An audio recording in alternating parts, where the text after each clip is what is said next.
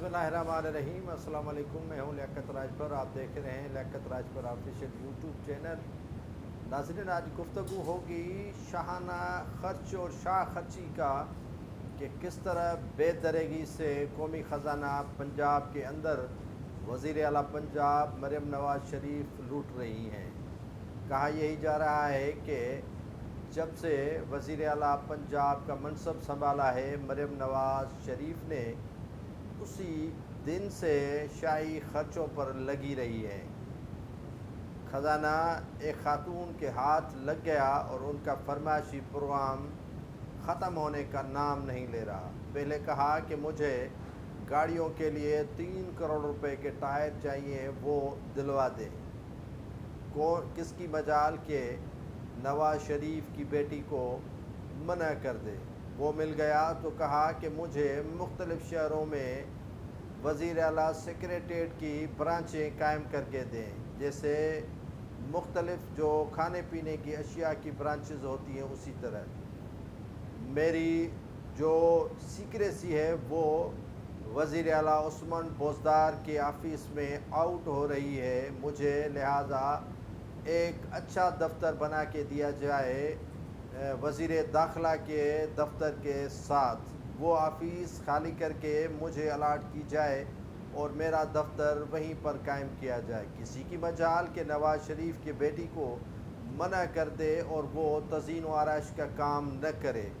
शाही खर्चे तो शुरू से हैं, लेकिन बेदरेगी के साथ लूट मार का सिलसिला थम न सका है। लूट मार का सिलसिला शुरू हो चुका है और उसी में ब्यूरोक्रेट भला कहाँ पीछे रह सकते हैं। जब जो कप्तान है वो लूट मार के पीछे हो, तो जो लूट मार के इंतज़ार में ब्यूरोक्रेसी बैठी हुई है वो कैसे खामोश रह सकती है।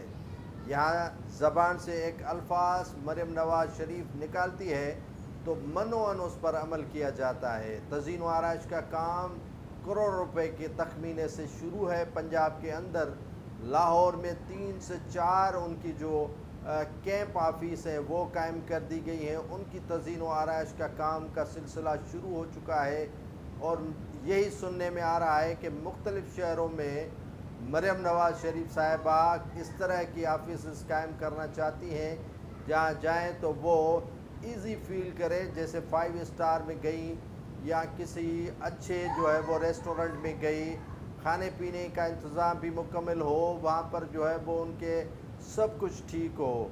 और जो उनके वज़रा हैं वो कहते हैं कि किफ़ायत शारी का मिसाल कायम कर रही है वज़ीर आला पंजाब मरियम नवाज़ शरीफ साहिबा। इस जैसी वज़ीर आला कहीं नहीं मिलेगी, बिल्कुल नहीं मिलेगी।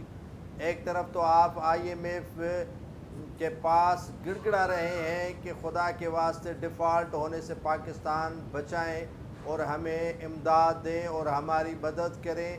दूसरे इदारों के पाँव पड़ रहे हैं कि हमें मदद की जाए, और आपका शाहाना खर्च जो है वो शाहाना अंदाज जो है वो ख़त्म होने का नाम नहीं ले रहा। आप ऐसे बावर कराते हैं कि आप देने वालों में हैं, लेने वालों में नहीं हैं। ये शाही खर्च जो है वो ख़त्म होने का सिलसिला रुकने का नाम नहीं ले रहा। और एक तरफ तो जो है वो IMF के पास जाना और IMF के पास गिड़गिड़ाना कि हमें जो है वो डिफ़ॉल्ट होने से बचाएं। 70 से 76 साल से गुज़र गए हैं पाकिस्तान को आज़ाद हुए, और यही सुनने में आ रहा है कि पाकिस्तान जो है वो नाज़ुक मराहिल से गुज़र रहे हैं। बिल्कुल पाकिस्तान नाज़ुक मराहिल से गुज़र रहे हैं। इनके आमालों की वजह से, इनके बेदरेगी और इनके शाह खर्ची की वजह से पाकिस्तान जो है वो डिफ़ॉल्ट होने की तरफ भी जा रहा है और पाकिस्तान नाज़ुक मरहलों से भी गुज़र रहा है। जब इस तरह के खर्चे हों, आटा तकसीम हो तो अरबों रुपए के घपले हों, जब तज़ीन व आराइश के लिए पैसे चाहिए तो वो भी अरबों में हों, जब गाड़ियों के टायर पंचर हों या टायर ख़राब हों, तब्दील करवाने हों, तो वो भी जो है वो करोड़ों रुपए हों। ऑफिस कैंप ऑफिस जो है वो मुख्तलिफ़ शहरों में कायम किए जाएँ तो उस पर करोड़ों रुपए खर्च हों। और एक तरफ तो कहा जा रहा है नवाज़ शरीफ ने इसी मरियम नवाज़ के साथ मिलकर कहा कि کفایت شعری کا دور آ گیا ہے، کفایت شعری کریں۔ اگر کفایت شعری نہیں کریں گے تو پاکستان کے نازک دور سے گزر رہا ہے، مزید نازک ہو جائے گا، وینٹیلیٹر پہ چلا جائے گا۔ اور کب تک آپ غریبوں پر جو ہے وہ بوجھ ڈالتے رہیں گے، بجلی کے بوجھ ڈالتے رہیں گے، گیس کے بلوں کے بوجھ ڈالتے رہیں گے، پیٹرول کے قیمتیں بڑھا کر کب تک جو ہے وہ پاکستان کے عوام کا خون نچوڑتے رہیں گے؟ تو نواز شریف نے اپنی بیٹی کو تو کبھی نہیں کہا کہ بیٹی کفایت شعری کا عمل کریں، کفایت شعری کریں اور کم خرچے کریں، اتنے خرچے نہیں کروائیں اور جس سے رسوائی ہو۔ لیکن انہیں کیا پرواہ، کیا انہیں تکلیف، کیا پرابلم، کیونکہ یہ خون تو ویسے ہی عوام کا نچوڑنا ہے، خون تو ویسے ہی عوام کا نکلنا ہے، خون تو یہ عوام ہی کا نچوڑ کر جو ہے وہ پی رہے ہیں اور گیلن بھر بھر کر پی رہے ہیں۔ ایک گلاس ہوتا ہے مریم نواز شریف کے صاحبہ کے ساتھ کہ اسی میں وہ پانی پیتی ہیں، پتہ نہیں اس گلاس میں کیا ہے، لیکن اب پتہ چلا ہے کہ اسی میں عوام کا خون ہے جو چوس کر جو ہے وہ ان کے والد نے۔ مجھے یاد ہے کہ 97 میں ناظرین نواز شریف صاحب گئے آئی ایم ایف سے مذاکرات کرنے کے لیے۔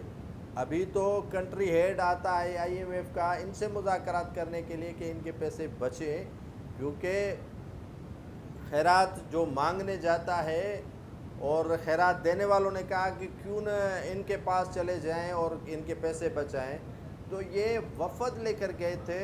100 کے قریب ان کے جو ہے وہ افراد تھے، وہ ایک تو رہے 5 اسٹار سے ڈبل جو ہے وہ، مجھے اتنے اسٹار نہیں آ رہے ہیں جتنے ہوٹلز کا نام میں لے لوں اس میں رہے، اور وہاں پر انہوں نے شاہ خرچیاں کی اور بڑی جو ہے وہ امریکہ میں جو پاکستانی قونصلیٹ ہے ان کو کہا گیا کہ ہمارے لیے گاڑیوں کا اچھا انتظام کیا جائے، اور ان کے لیے لگژری گاڑیوں کے انتظامات کیے گئے، اور پھر صاحبان چلے آئی ایم ایف کے ساتھ مذاکرات کرنے کے لیے۔ تو وہاں پر جو واشنگٹن ٹائم ہے اور دیگر جو اخبارات ہیں وہاں کی امریکہ کی، انہوں نے لکھا کہ عجیب قسم کے فقیر ہیں، رہتے جو ہے وہ 7 اسٹار ہوٹل میں ہیں اور کھاتے زبردست ہیں اور گاڑیوں میں لگژری میں آئے ہیں، اور آئے کس لیے ہیں؟ وہ مذاکرات کرنے کے لیے کہ ہمیں خیرات دیں۔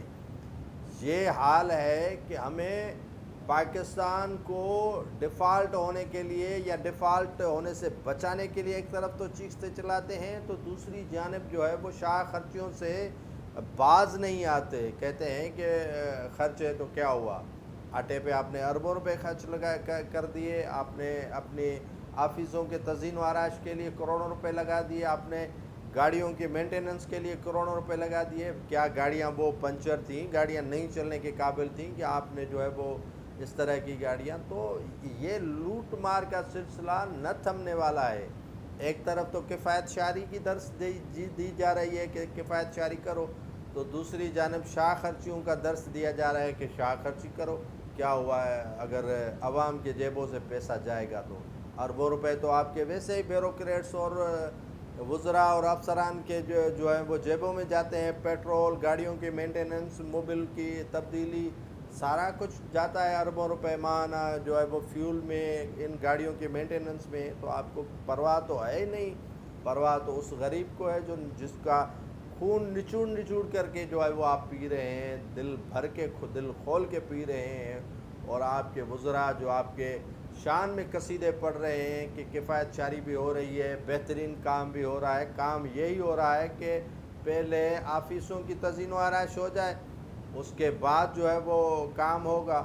تو اس طرح نہیں کریں، پاکستان کو بچانا ہے تو کفایت شعری کرنی پڑے گی، اسی ڈگر پر نہیں چلیں جس ڈگر پر جو ہے وہ آپ کے والد چلے، آپ کے چاچا چلے، آپ کے کزن چلے، آپ کی فیملی کے فرد چلے، اقربا پروری وہ آپ کے نزدیک جو ہے وہ شعر کا جو ہے وہ رکھتی ہے، اس میں کردار ادا کرتی ہے شعر کا، جو اقربا پروری ہے۔